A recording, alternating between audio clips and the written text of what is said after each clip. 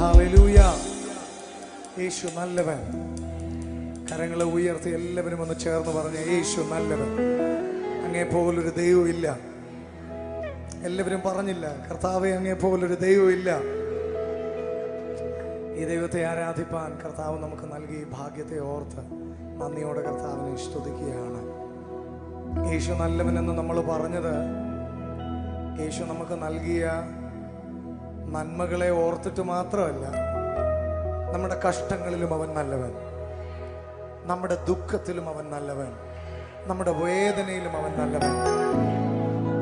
കാരണം കഷ്ടത്തിലും വേദനയിലുമൊക്കെ ആരുമില്ല എന്ന് പറയുമ്പോഴും ഇന്ന് പകൽ നമുക്ക് പറയാൻ കഴിയും, കൂരിരുളിന്റെ താഴ്വരയിലും കാവലായി, കരുതലായി, ശരണമായി അവൻ നമുക്ക് വേണ്ടി മാറുകയാണ്.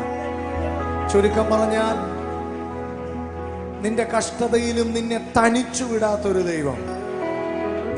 ഇന്ന് പകൽ നിന്റെ വിഷയങ്ങളിൽ നിന്ന് നിന്നെ പുറത്തു കൊണ്ടുവരുന്നത് വരെ നിന്നോട് കൂടെ ഇരുന്ന വൻ കാര്യങ്ങളെ ചെയ്യുന്ന ഒരു ദൈവം.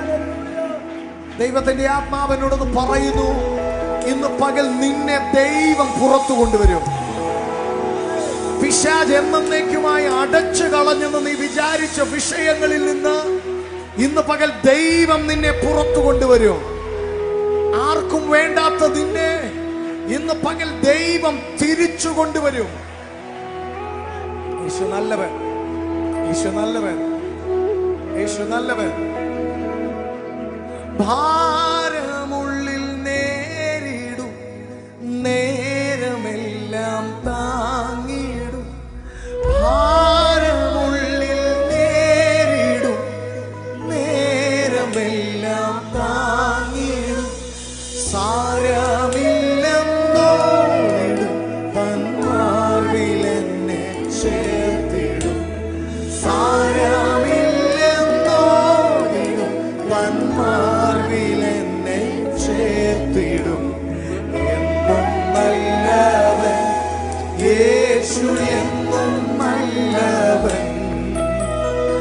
ഇന്നലെയും ഇന്നുമെന്നും അന്യനല്ലവൻ യേശു.